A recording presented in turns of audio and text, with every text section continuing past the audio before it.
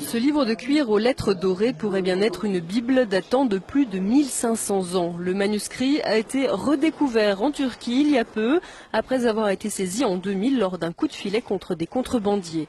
Il sommeillait depuis 12 ans dans les placards de la justice et pourtant il pourrait bien s'agir d'un vrai trésor, car il est écrit en araméen, la langue de Jésus. Il est désormais en phase d'authentification au musée ethnographique d'Ankara. D'après certains médias turcs, le Vatican aurait demandé à pouvoir le consulter. Une rumeur aussitôt démentie par le Saint-Siège. Certains journaux avancent aussi que cet ouvrage pourrait être l'évangile de Barnabé, un texte dans lequel Jésus citerait l'avènement du prophète Mahomet. Quoi qu'il en soit, le manuscrit a été placé sous haute protection. Il serait estimé à plus de 17 millions d'euros. Cette Bible soutient que Jésus n'a pas été crucifié, le Vatican est sidéré. Cette Bible a été découverte et gardée secrète en 2000 et contient l'évangile de Barnabé, un disciple du Christ, qui soutient que Jésus n'a pas été crucifié, qu'il n'était pas le Fils de Dieu, mais bien un prophète. Cette Bible soutient aussi que l'apôtre Paul est appelé l'imposteur, que Jésus a fait son ascension tout en restant vivant et que c'est Judas Iscariote qui a été crucifié à sa place. Authenticité selon les rapports, les experts et les autorités religieuses, à Téhéran, insistent sur le fait que le livre est un original.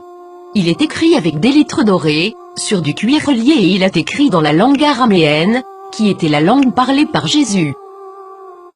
Le texte principal maintient une vision similaire à celle de l'islam, contredisant les enseignements du Nouveau Testament de la chrétienté. Jésus a aussi prédit la venue du prophète Mahomet, qui a fondé l'islam, 700 ans plus tard. Plusieurs croient que, durant le concile de Nicée, l'Église catholique a choisi la forme qu'aurait la Bible, omettant l'évangile de Barnabé, parmi d'autres, et favorisant les 4 évangiles que nous connaissons aujourd'hui.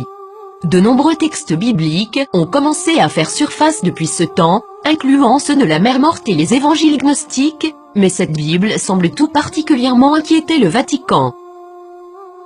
Qu'est-ce que cela signifie pour les religions chrétiennes et ses adeptes? Quelque chose d'inconfortable. Le Vatican a demandé aux autorités turques de pouvoir examiner le contenu du livre. Maintenant que ce livre a été découvert, accepteront-ils cette preuve?